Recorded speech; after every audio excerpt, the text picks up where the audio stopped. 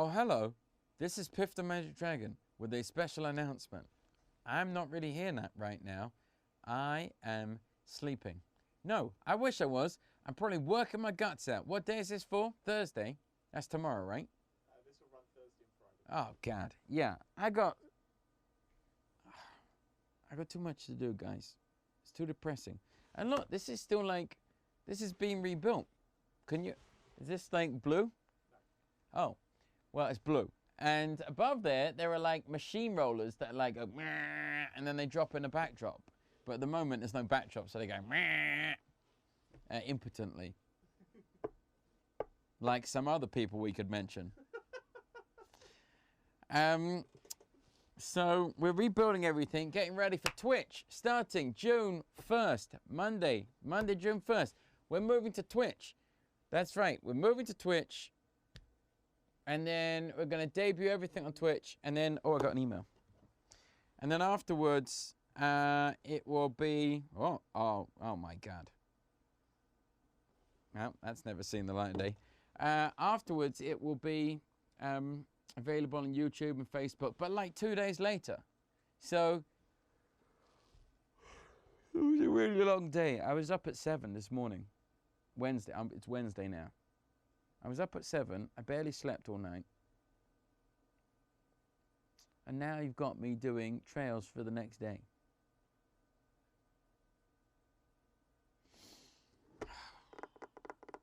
What was I talking about?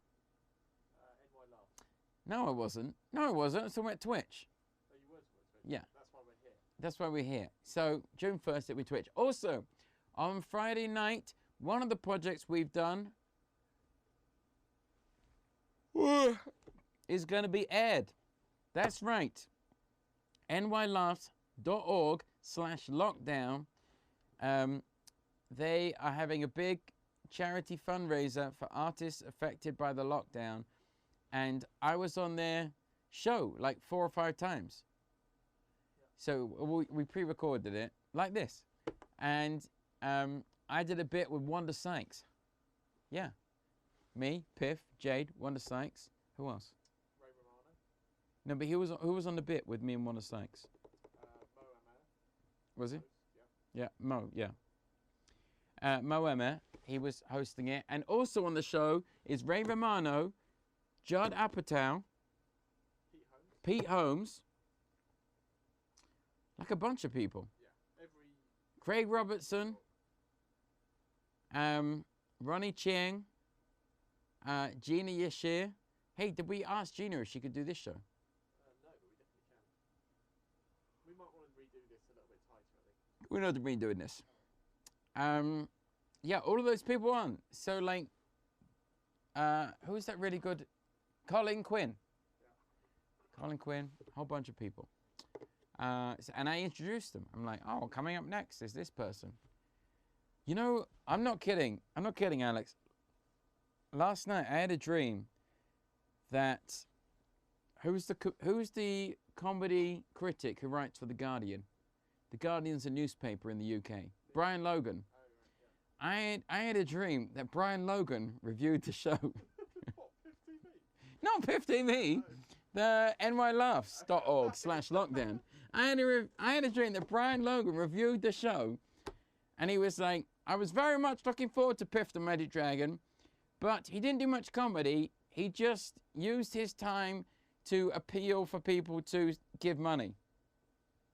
Which is essentially what I did. Yeah, but there's laughs and there's magic. Yeah, we did magic tricks to encourage people to give money. I just thought it was interesting that I'm still dreaming about Brian Logan. Isn't that weird? There must be some Edinburgh, but, you know. No, I tell you what happened with Brian Logan. He did an interview with me, like a big full-page interview in The Independent, right, which is another newspaper in the UK. And he was really nice to me. And then he was like, I've never seen your show. I'd love to see it. I said, yeah, you know, come when we're in Edinburgh. And he snuck into a preview. And he watched one of our previews. And when I was back in those days, the previews were not good. It was really bad. And it was like it had less technical capacity than this garage here. the preview space we did. So, and then he never reviewed me again. Wow. Oh, Brian. Well, we should get him on.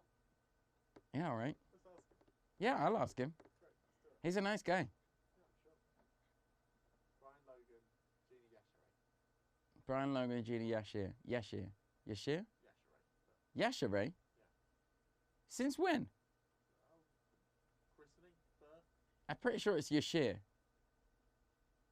I don't think it is. Really? I think it's Gina Yashir. I could be wrong. Maybe that's an English thing. Yeah, I don't know. Anyway, nylaughs.org/lockdown. What's on the show today? What may introduce what bit? Today is Thursday morning, so it's James Mullinger from James, Canada and what? England. What? James Mullinger from Canada and England. Okay, James Mullinger is on the show today. He's a comedian who Alex has known for years. How long you known him? Like 12 years? 10 years. 10 years?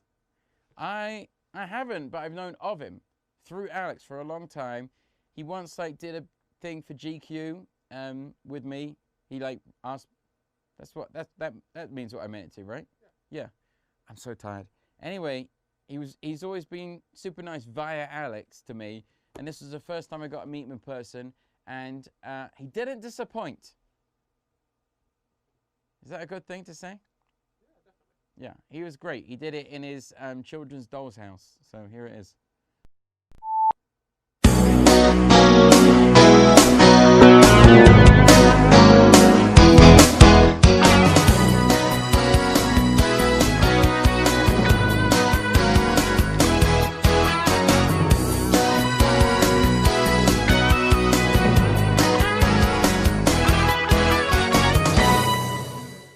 Hello, welcome to Piff's Golden Hour, starring me. But what? That was just the strangest opening. Why? I'm very relaxed. Yeah. Okay. Yesterday I was very unrelaxed about a certain mayor and the things that she'd said. And today I'm in a much more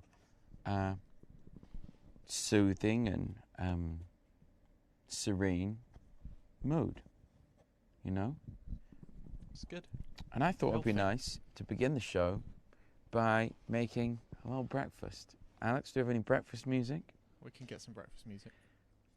You see, it's difficult to tell you just how many emails, Facebook messages, YouTube comments I've had about this bread oven, not a toaster, bread oven, because that number is 0. But despite this, I feel like the more I do with the bread oven, maybe, just maybe, somebody will start being like, oh yeah, I like that bread oven. And this could be a regular feature. Well, should we start tagging Mitsubishi in the posts? Yeah, just remember this is this bread oven is by Mitsubishi. It's the TO-ST-1, the toast. And yesterday I mentioned that you could make egg on bread in the toast oven, and nobody believed me because clearly nobody wrote in. So I'm going to show you how to do it today. You just put a slice of toast there. Bread, I mean, it's bread, it's not toast yet. Then you take an egg, okay? You crack the egg into, well, you can crack it directly onto the bread actually. Not like this. There's going to be shell all over this. There isn't, because I'm really good at cracking eggs. That's it, you just crack the egg on here, okay? And then you, oh no, that's, you start it, and can you, that's it, that's it, that's all you have to do. And now it's gonna, what? Is there an egg setting? Or is Yeah, it there's an just- egg in there. No, but is there an egg setting? Do you have to do anything specific? No. No. No, you have to not put it on a slope, which is too late for that, isn't it? I'm also covered in Do you raw want egg. some wipes? Yeah, you got any wipes?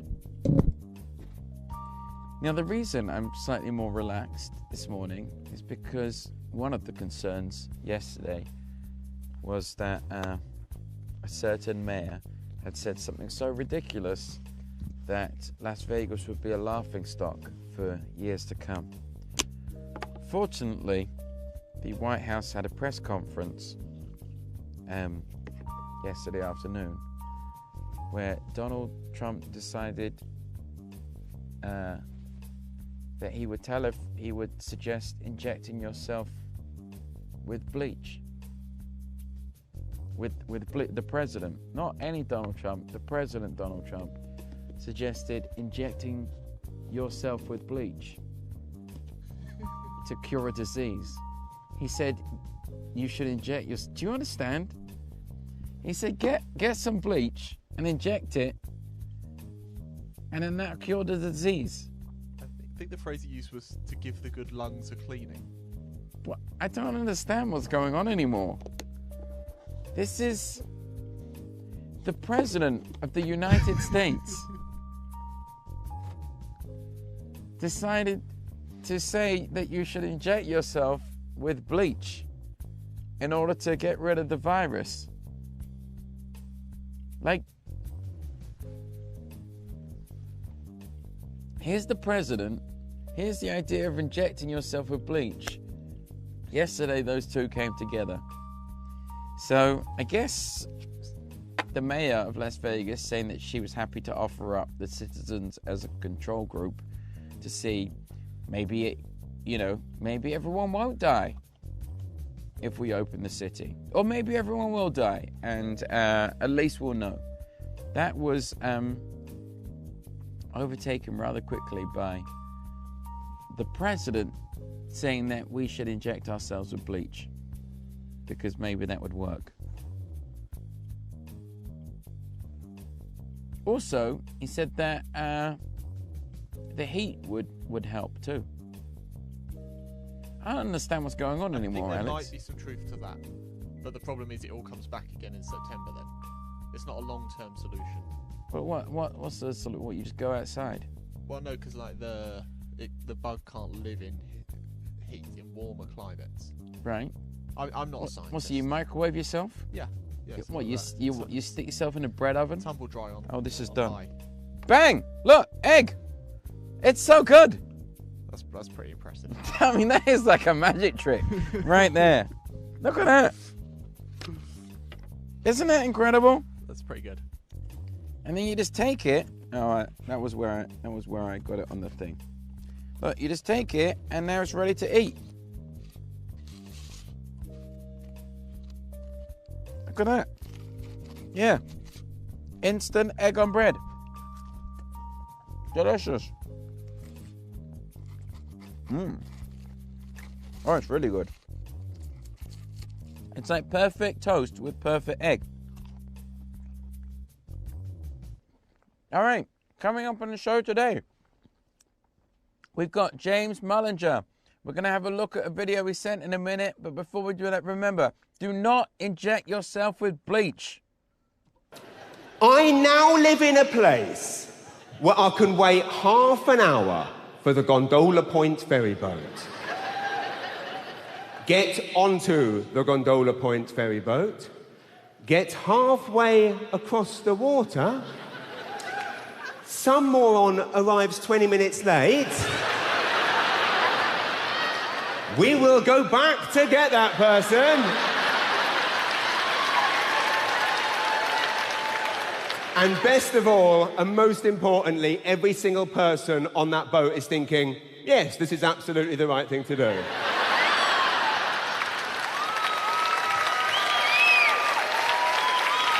That's why I live here, right there, that's it. It's even worse in the rural areas. I was trying to find a gig in Sussex about 6 months ago. I got lost. I asked him for directions, and I swear to God, word for word, he says to me, go to the end of this road and turn left at the tree where Donnie crashed his bike in '78.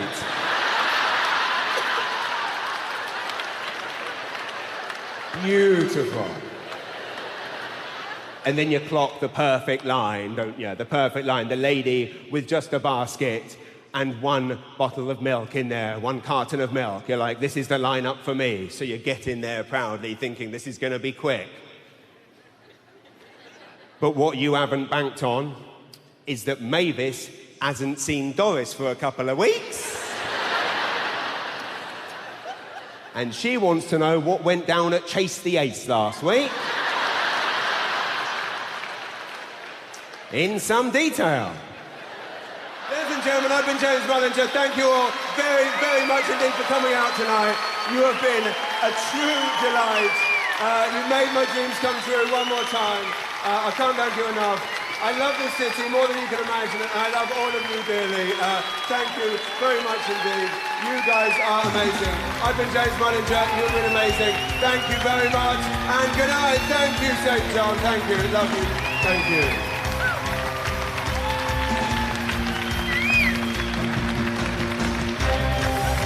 All right, James, how you doing? I'm good. How are you? Very good. Where are you? Where are you? Are you in an attic? I am. I'm in my loft. Well, it's a loft slash office slash children's playroom.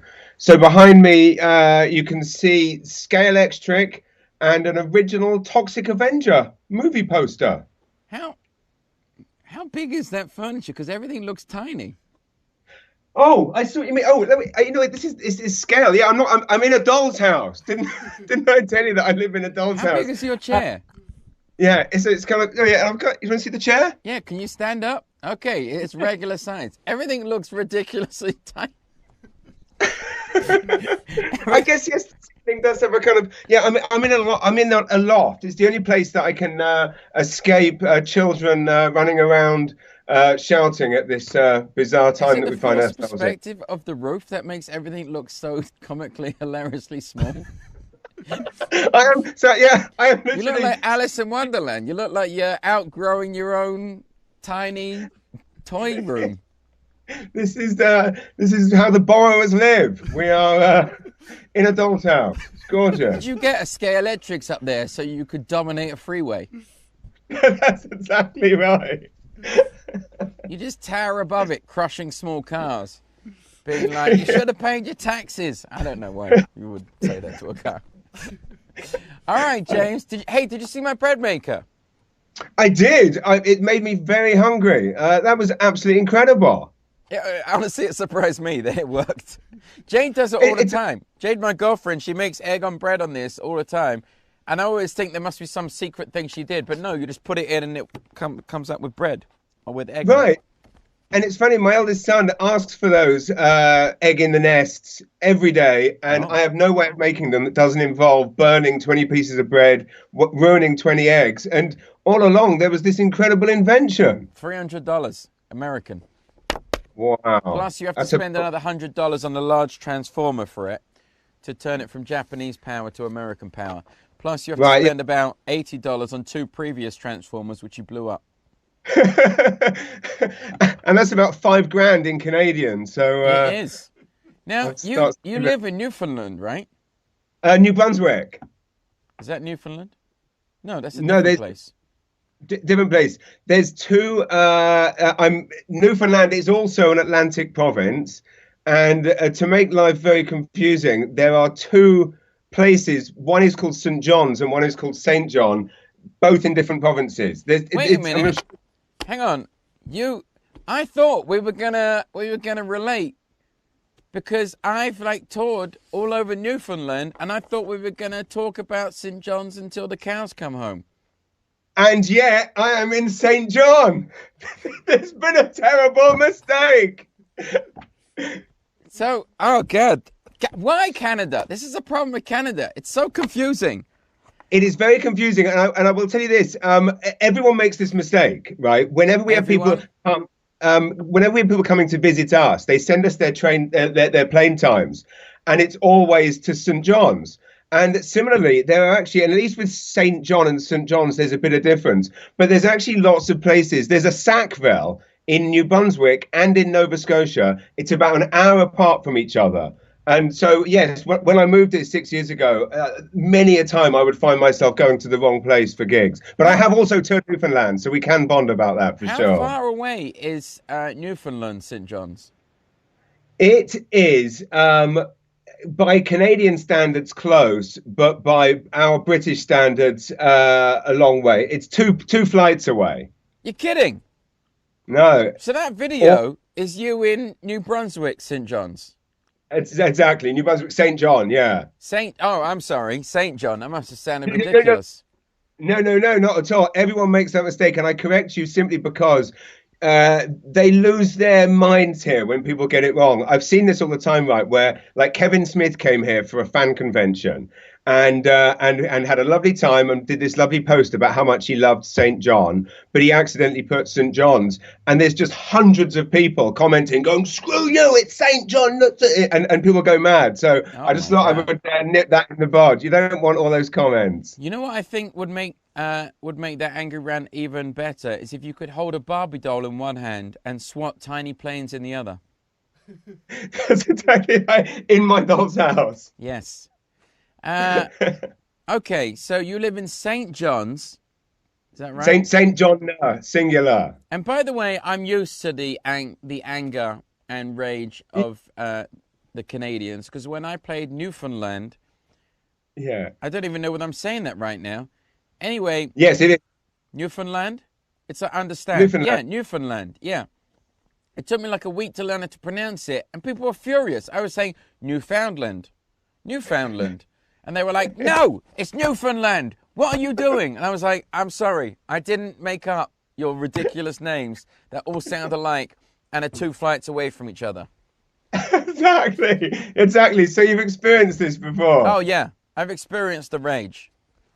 Yeah, well, it's the same with like it's same when we say Toronto, like that's how it's supposed to be said, but because they lose half the syllables and just call it trow, like people get mad when I pronounce it properly. It's Toronto, but they're like, no, it's trow, and I'm like, okay, well that's T-O. Alex, when he goes to a new country, he tries to adopt the accent. So Alex has been saying, what do you say for water? Water. Oh my God! What? Water, aluminum. Get the camera on you, Alex. Look, let's give Alex some words. Alex, I'm gonna get you to say butter, water, aluminium, and orange. Orange, yeah. Off you go, buddy. Butter. Hi. Water. Hello, mate. Aluminum. What an orange? I think I still say orange. How else can you say it? How else do the Americans say orange? Well, my wife says orange. It comes out as orange. Mirror's another one. What? Mirror. Yeah. Mirror. Mirror. Mirror comes out Millwall. Millwall?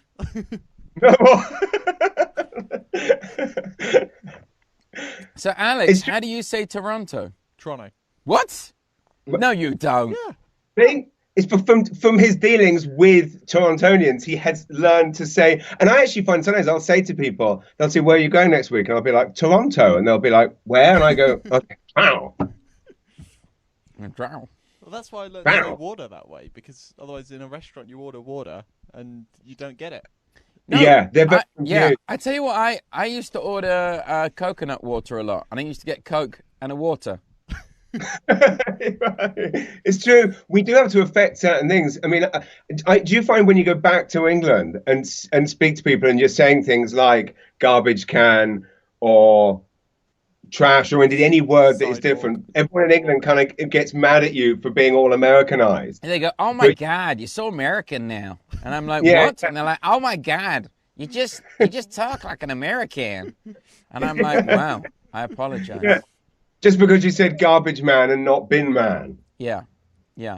No, I try and like keep the words apart by the ocean when I go back. But even when I try, it doesn't work. People just get furious at me. "Oh my God," they say in Scotland. Now you moved to Canada 6 years ago, which is about the same time I moved to America, actually. Yeah, and I remember when you moved, and were you there? Were you at the airport waving me off? I was literally following you. I was and you've obviously I mean do you love living? I saw in one of your previous James, this interview is about you, James. All right. Don't use your investigative journalist powers to turn it around back on me. Because before you were a full-time comedian, you were a journalist for GQ, weren't you? That's right. Yes, you're turning it back. Okay. Yeah, believe me, I understand.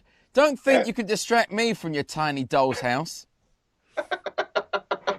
I'm a big fan of yours, you see. So there's a lot of questions I want to ask you. No, it's not going to work, all right? You're not going to Jerry Seinfeld me. Okay. Now, I first heard about you through that interview you did with Jerry Seinfeld. You did it was a comedy issue for GQ. That's right, yeah. And you ranked the greatest comedians of all time. Is that correct? Yes, something like that, yeah. And who were they? That's a good question.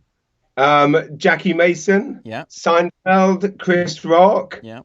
I believe you were on that list. No. No, this is before. No, this is before I knew you. So that you're excused for that. You very kindly put me on a list of like funniest jokes or something. That was it. That's what I thought we were talking about. Yes, in the comedy issue, we basically went out and photographed and did videos with pretty much at the time. So Gary Shandling, Jackie Mason. Yeah. So yeah, it was quite an incredible kind of few weeks of basically. One of the comics was called James Mullinger. How do you know him?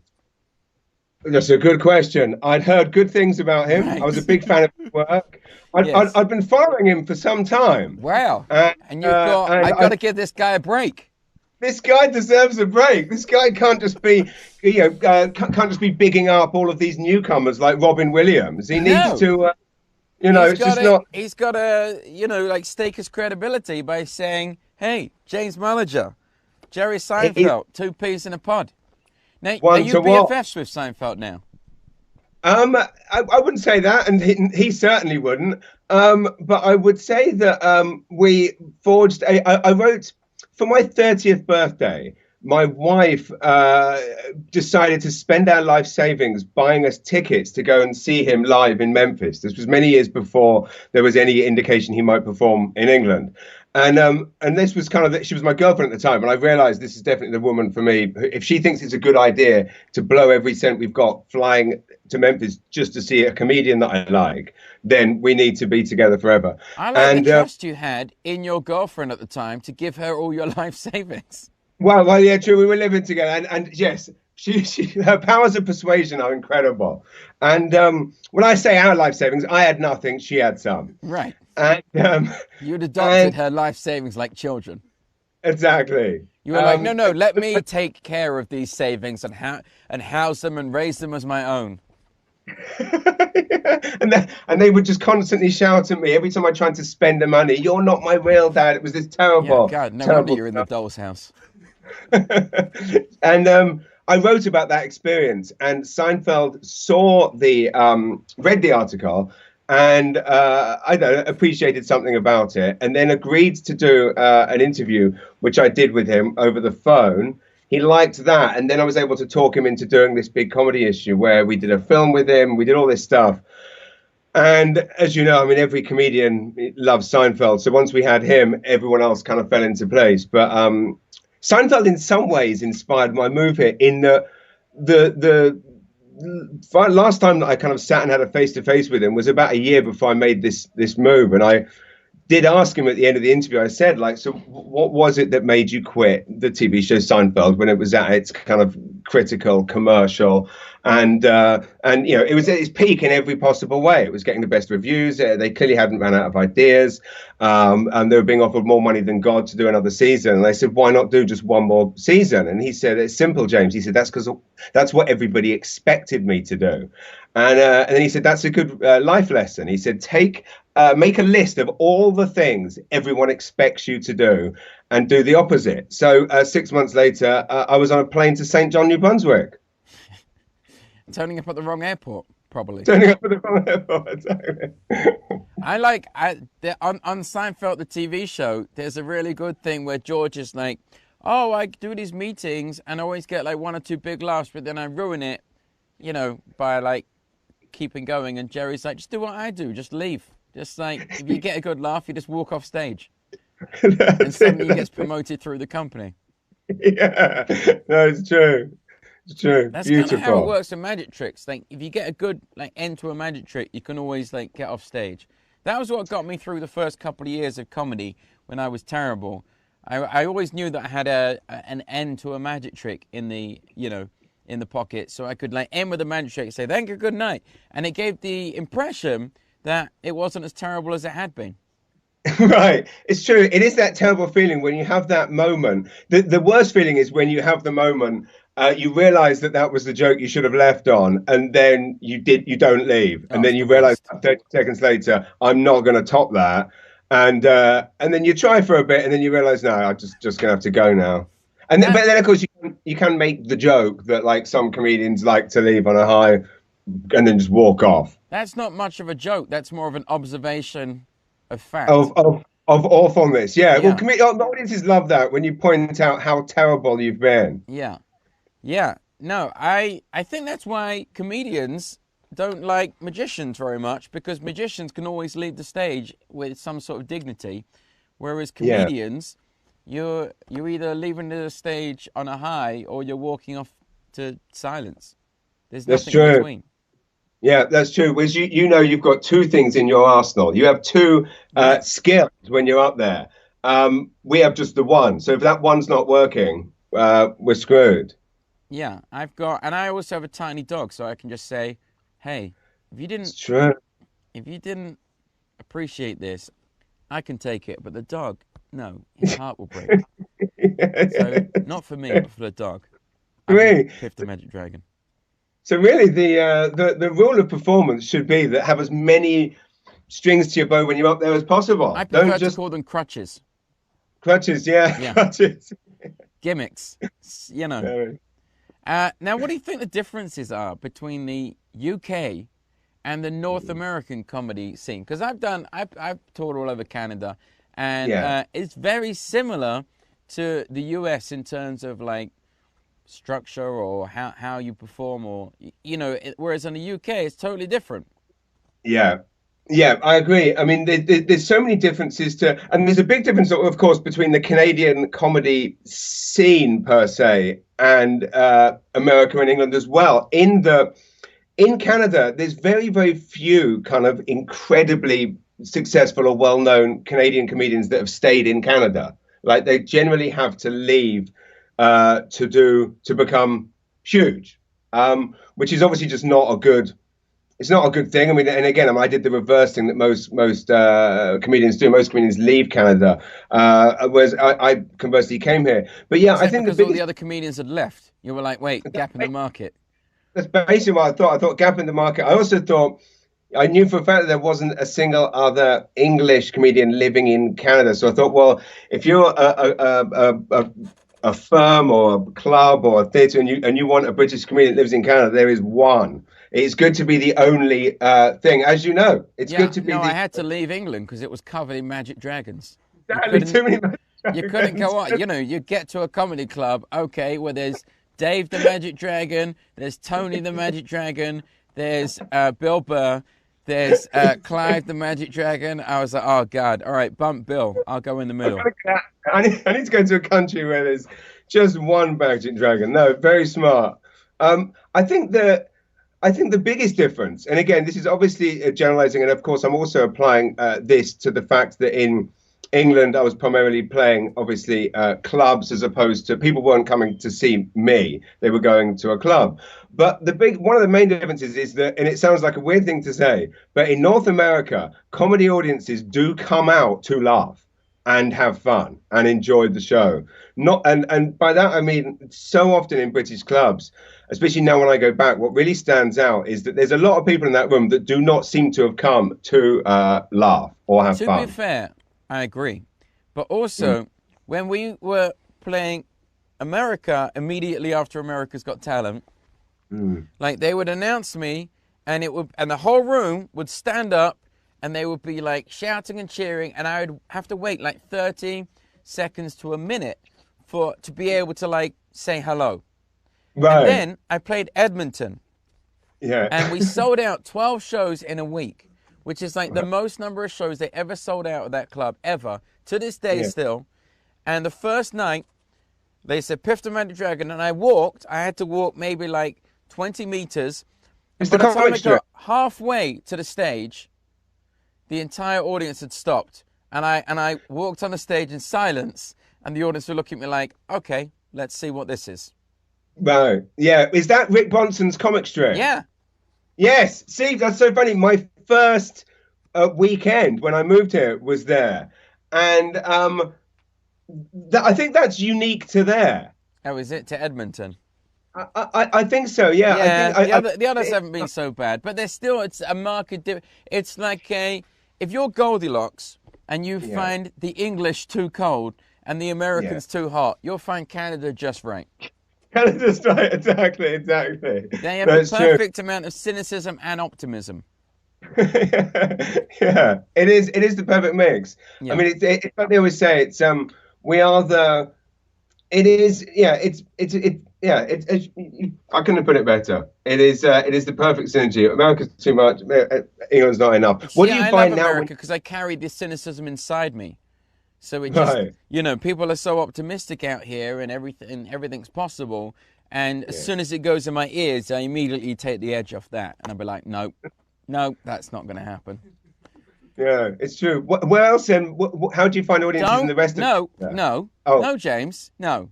Okay? This is about you, James. All right? Okay. Did you eat any food with Jerry Seinfeld? No, we shared. We had a Starbucks latte each. Who purchased? I think I did. Okay, how tall is he? I'm not sure. I mean, he would. Were there, James. He would probably find this room very small. Everyone finds. Even I would find that room very small, and I'm literally fun size. I'm the Tom Cruise of Comedy Dragons. Let's just see how. Does it look like I'm a giant now? Don't deflect. No, you're deflecting again. I want this interview is about you and no one else. Okay. Is Jerry Seinfeld 6'5"? No. Okay. 6'4"? No. I wouldn't say so. 6'3"? No. 6'2"? I would say 6'1" at most. Okay. All right. Good. Would be a guess. Yeah. Okay. What did Jerry Seinfeld have in his coffee?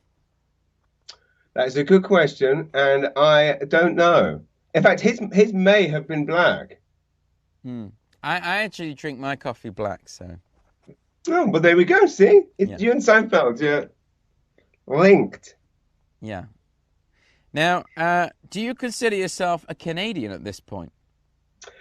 I am applying to become one. I'm a permanent resident, but yes, I do consider myself. I consider myself an Atlantic Canadian, which is definitely it's a very different thing. Atlantic Canadian. Well, so Atlantic Canada is the 4 Atlantic provinces, so which are Newfoundland, New Brunswick, Nova Scotia, and Prince Edward Island. So the 4 provinces on the east coast, which is obviously the closest bit to England, and being an Atlantic Canadian is very different. It's almost, in many ways, it's the forgotten part of Canada. Just to use a general example, like lots of the national newspapers don't even deliver here. They also don't even have correspondents that are based here. So really, if you live here, you kind of get ignored by the rest of the country. And it's also the most, sparse. Everyone's self-isolating now. We all are already self-isolated by living here. Yeah, it's also put you in the attic. In the attic, exactly. Cheapest property, everything's better here. It's just what you need when you escape London. What are you drinking? Water. In a that looks like a 10-foot glass. It's like of all the things that are out. Oh my God. Everything's out of perspective. Let me find some other things that are not the size they should be. No, that's it. That's it. Where's he gone? That's it. Is he gone? He's back. I was hoping to find some other things that are the wrong size, but. How did the journey go? Which journey? Oh my God, the journey that you just went on. It's just like it didn't really seem to occupy much of your time. Yeah, no. When I looked around, I think this is it. This is it for the wrong size things, Pops. I'd like to say thank you that you're wearing a jacket. Oh well, I got dressed up for you. No, I'll tell you what I do. Oh, he's off. This will help us get things authentic. Here we go. That? It's Seinfeld. That's we comedian. Can see. Oh, that's a poster for comedian. It is.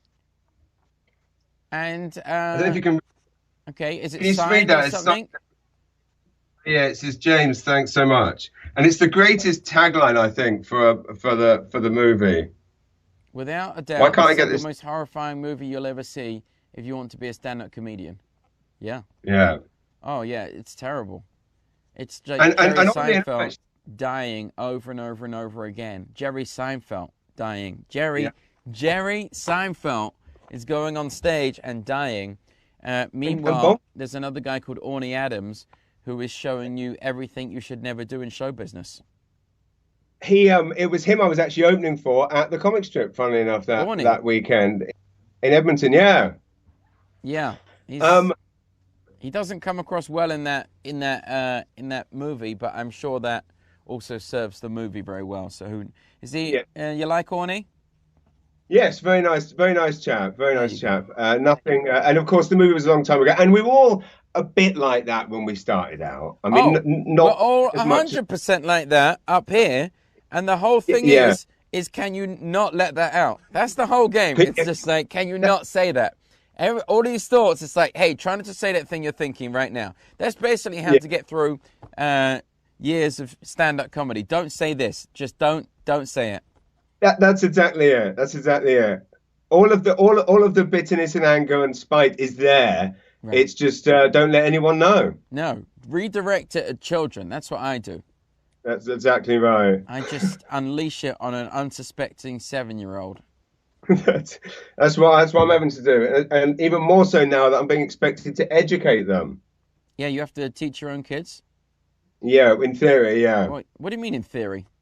Well, I'm supposed to be, but it's not working well. Like they're 6 and 9, and I asked them to do math, and they have a meltdown, and I wonder if they do this to their teachers at school. I have no way of. I'm actually thinking of making them follow Trump's orders and drink bleach just to inject get bleach, James. If you're gonna do it safely. Inject bleach. Don't drink it. That's ridiculous.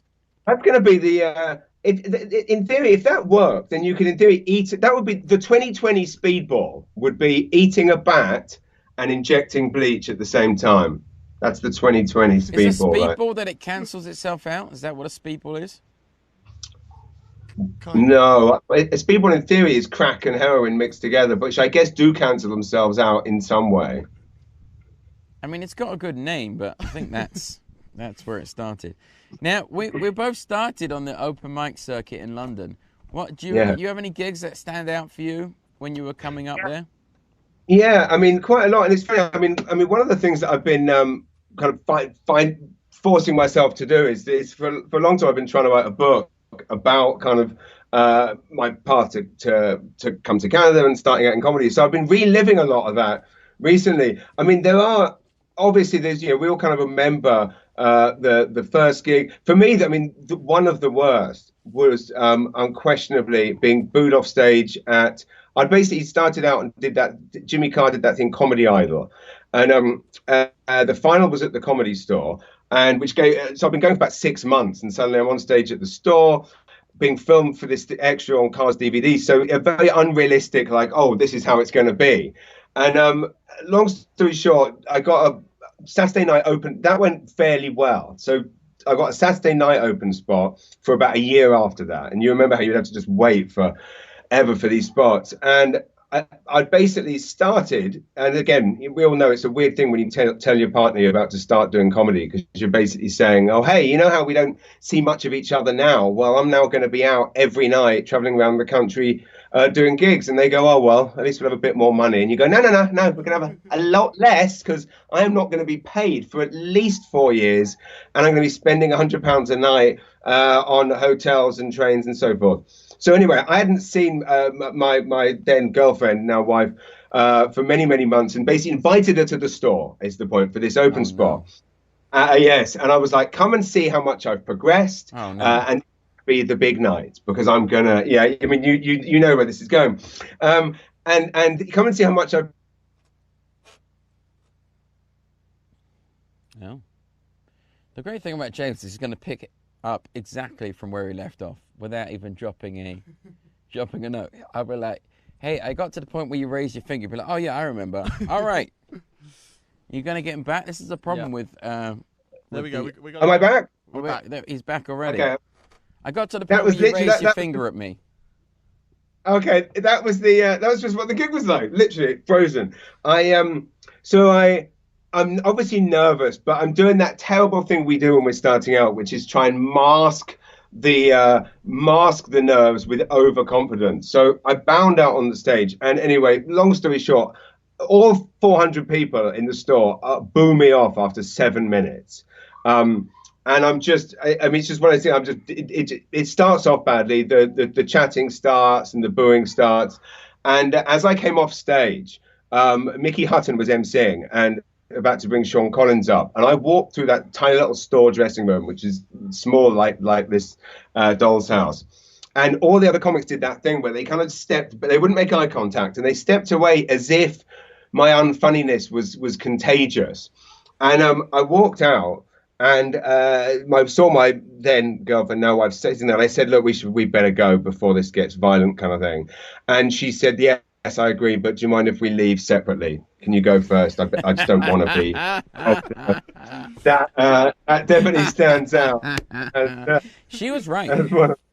She was absolutely right. Oh, and also, as I'm walking out, I'm listening to Mickey Hutton do impressions of how bad I was. Which, again, he was in the right, because he had, as the MC, he had said, you're going to love this next guy.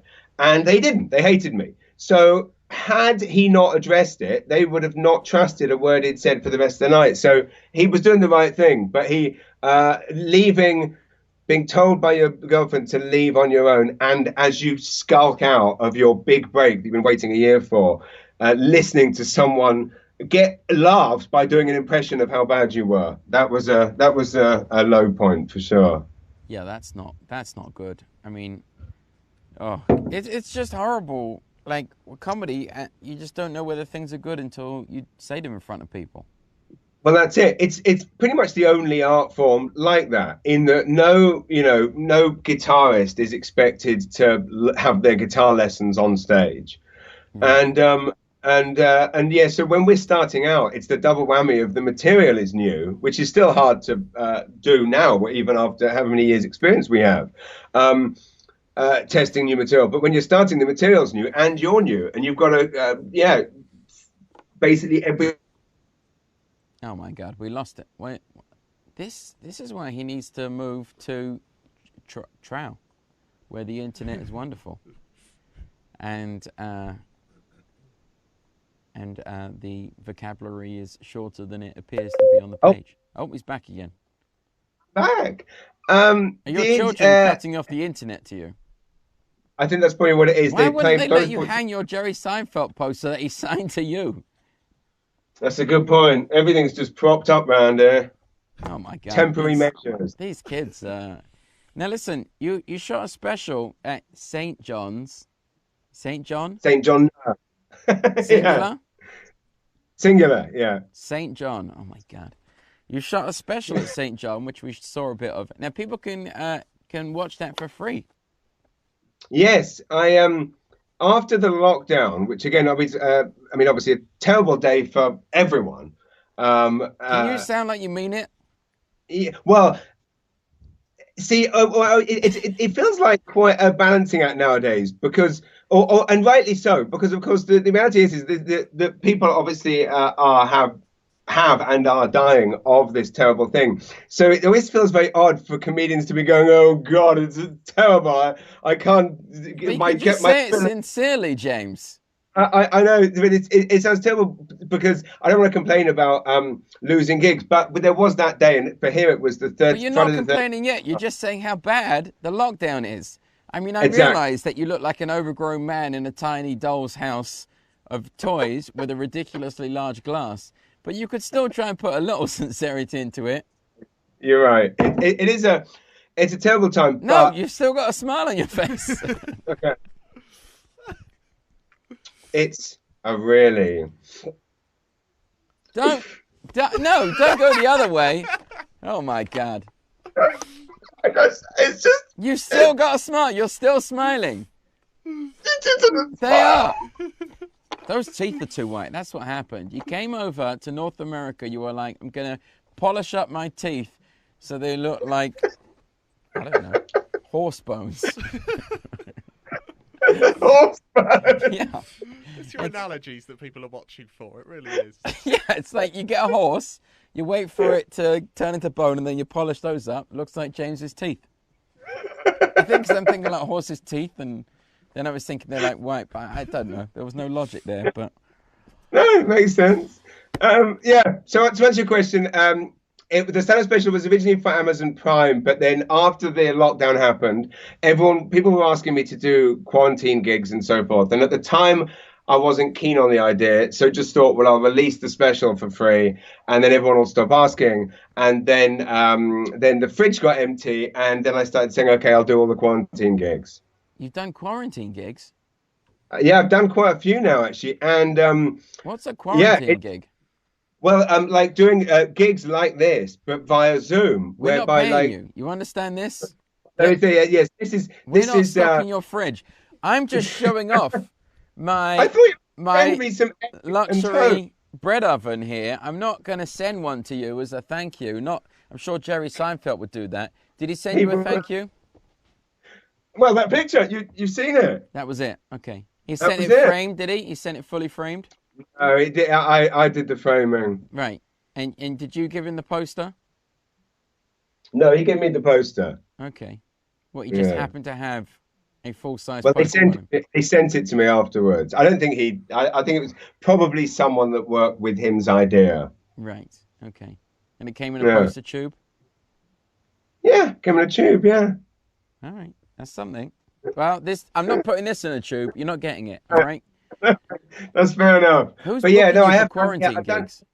I have done them, and it's interesting because it's obviously it sounds like a nightmare, and it's like anything in this job. It's kind of a learning curve, and I will say, I mean, there is some.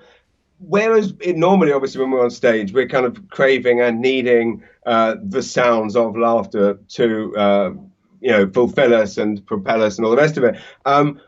When you're just looking at little pictures, you're just basically looking at these little pictures of people kind of laughing, and that's the boost. And I mean, the first one I did, I said I'd do half an hour and then turn the comments on, and people could heckle and ask questions. And I was thinking, how is half an hour of talking to a computer going to be? It's going to be a nightmare. And then suddenly I looked at the clock, and I've been going for an hour and 10 minutes. I was loving it. And it's the dream. And it's the dream because you finish your gig, and there's no flight home after. There's no traipsing back to the hotel. There's no afternoon sound check. I literally finished the gig. My wife hands me a glass of wine and a piece of pizza, and I'm on my couch. I actually hope this lockdown carries on forever. See, this is this is what I knew you were hoping when you were trying to sincerely say that this was a terrible time and people were dying. Meanwhile, a big smile was crossing your face because you were thinking of wine and pizza 30 seconds after finishing your show. Yeah, honestly, there's, I don't know. I mean, obviously, I wasn't going to do them if I didn't think that it could be done well. And since people seem to enjoy it, I've carried on doing them. But there is something to be said creatively that I've found interesting about the fact that I am definitely the type of comedian that I mean, again, obvious thing to say, but chases laughs. Like if I start going down an avenue that on stage that the audience don't seem to be enjoying, I will quickly shift gears and go down a path they do. I'm not someone that wants to push buttons whereas the funny thing with doing it to silence is you end up literally just doing talking about the stuff that you want to be talking about, and it's quite and you have no there's no I mean, well, life is a nightmare, but it's just finding things that work. And this is the what was more of a nightmare was not doing any type of performing for it was the point at which I realized that it was the longest that I hadn't done a gig for since starting in 2005. Right. So I thought I've got to get back in the game somehow, even if that means cutting off the kids to bed and talking into a Zoom thing. And you do the gigs from your doll's house? No, I actually do it downstairs. I hold a microphone and everything. It's not plugged in, but I hold just I could hold a hairbrush. It wouldn't matter. Oh my God! Can we play? Let's find a cure, guys. Even if it's injecting bleach. Maybe it'll work. Yeah. Maybe it'll work. So Yeah. we just need a control group. I volunteer Las Vegas to inject bleach daily until this disease has been squashed, and James and I can get back to being in front of real people, as opposed to holding fake props in an oversized room. All right. So how do people see your special, James? It's literally on my YouTube channel, which is youtube.com/James Mullinger comedian, I think. Look at that thing. This is a very slick operation. I've been doing a lot of these. You've got it nailed. Yeah. I mean, it's come on leaps and bounds daily. And it's very admirable. Admirable. Admirable. Is that what you just said? Yeah. Admirable. Yeah, that's a compliment in Canada. Yeah, it's one of those compliments that you feel like suddenly you're doing worse than you realize. You're like, admirable? Oh, I thought this was going well. It's admirable that you're bearing with it and pushing through. Yeah, right. That's very admirable. That's like, when a kid broke his arm and still managed to spell his own name. You're like, oh, that's very admirable that you push through. Is that not the situation we find ourselves in? We are all the child with the broken arm right now. Oh my God! One last question: do you sculpt those eyebrows? They are definitely getting bushier since the quarantine. Right. When you get your haircut, somebody trims them, do they? Well, yeah. So he'll take them down a bit with the razor, but they are definitely. I would say I'm about 4 years off looking like Eugene Levy. Levy. No, I like it. They're very good. They're very good for gesture, conveying your... Don't they? They look dyed black. Yes. They're actually not dyed. Wow. No, it just makes it very difficult for you to be sincere. No, I can do sincere. No, you can't. That's not sincere. James, that's just... There you go. Let's leave on a happy note. I'd like to say thank you, James, who is currently trapped in his children's attic, unable to hang any of his belongings, and lacking food. If you want to get James to talk to you from a distance, email him. He'll probably do it right now. That's what he says. He doesn't even need to hear the laughs. His special is out.